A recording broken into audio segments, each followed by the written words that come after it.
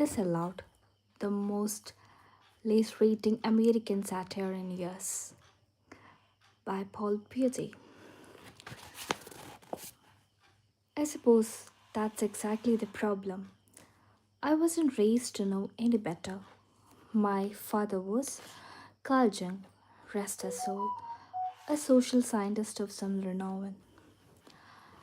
As the founder, and to my knowledge, sole practitioner of the field of liberation psychology, he liked to walk around the house, aka the Skinner box, in a laboratory coat, where his gangly, absent minded black lab rat was homeschooled in strict accordance with Piaget's theory of cognitive development. I wasn't fed. I was presented with lukewarm appetitive stimuli.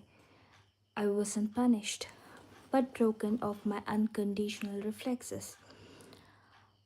I wasn't loved, but brought up in an atmosphere of calculated intimacy and intense level of commitment. We lived in Dickens, a ghetto community on the southern outskirts of Los Angeles. And as odd as it might sound, I grew up on a farm in the inner city. Founded in 1868, Dickens, like most California towns except for Irvine, which was established as a breeding ground for stupid, fat, ugly white Republicans and Chihuahuas, an East Asian refugee who loved them, started out as an agrarian community. The city's original character stipulated that Dickens shall remain free of Canaan, Spanish foul sheets, dialects, and hats, Frenchmen, redheads, city slickers, and unskilled Jews. However, the founders, in their somewhat limited wisdom, also provided that the 500 acres bordering the canal be forever zoned for something referred to as residential agriculture. And thus, my neighborhood, a 10 square block section of Dickens, unofficially known as the Farms, was born. You know, when you have entered the farms, because the city sidewalks, along with your rims, car stereo, nerve, and progressive voting record, will have vanished into air thick with the smell of cow manure, and if the wind is blowing the right direction, good weed. Grown men slowly pedal dirt bikes and fixes through street locked with gaggles and caviars of every type of farm bird, from chickens to peacocks.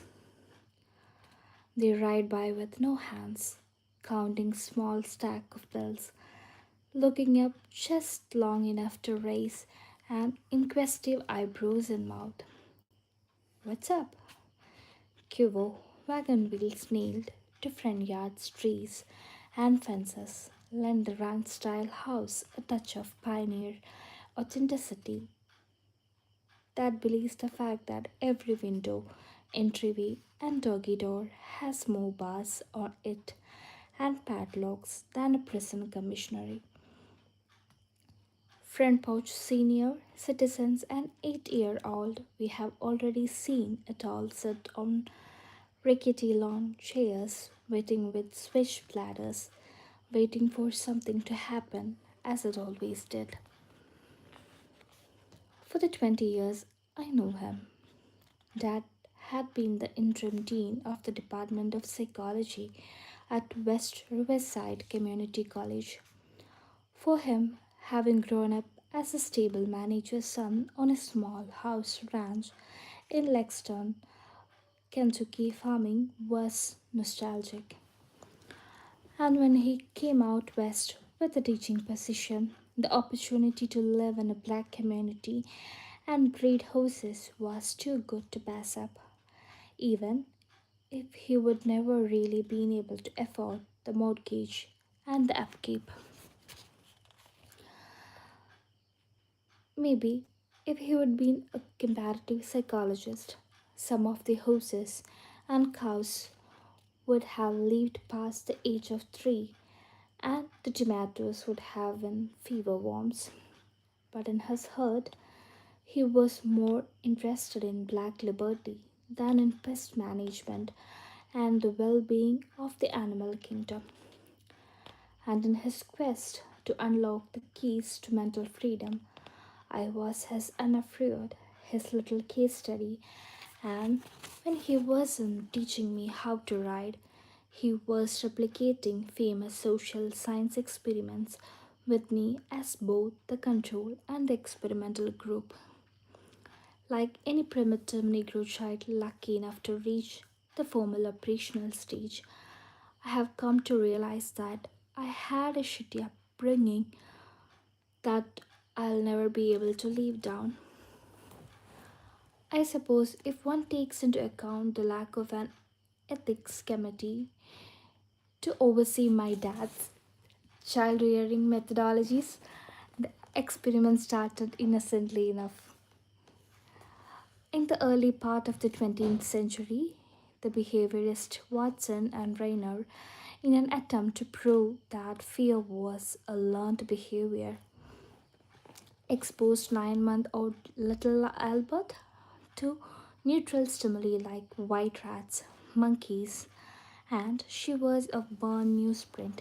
Initially, the baby test subject was unperturbed by the series of sirens, rodents, and flames, but after Watson repeatedly paired the rats with unconsciously loud noises over time, little Albert developed a fear not only of white rats